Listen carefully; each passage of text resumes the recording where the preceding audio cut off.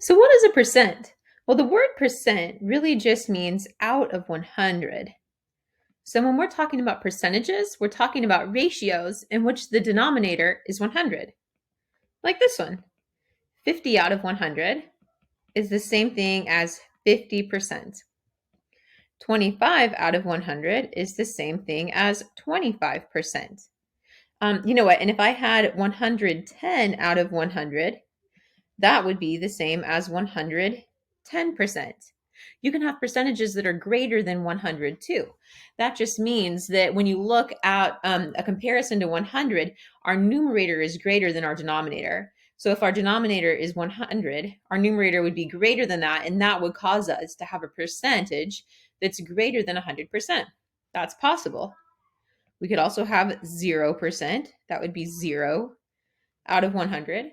So basically, your percentage is just the number that's over the 100.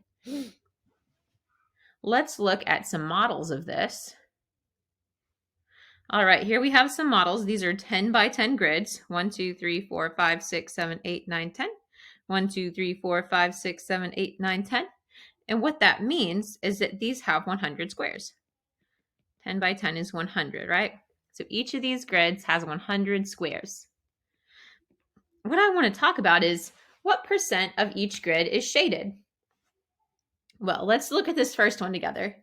0 squares are shaded out of a total of 100 squares. This is 0%. On our next example, 100 squares are shaded out of a total of 100 squares. This is 100%.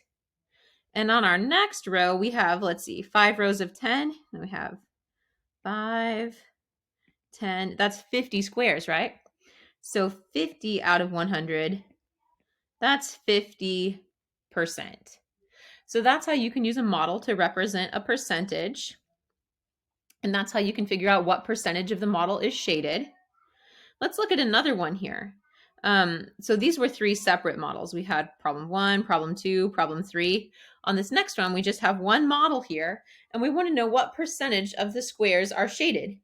Let's let our big square be a hole. So this is one hole.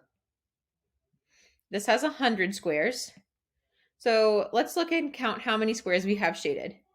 Let's see, we have 10 times 10 is 100. Over here, we have 5 times 10 is 50. So all together, we have 100 plus 50 squares that are shaded. 150. Well, 150 out of 100 would be 150%. So we have 150% of one of these big squares shaded right here. That's what this model represents. We have one of these and another half of one of these shaded. That's 150%. Now I have some examples for you to try, and after that, we'll look at some more examples together too.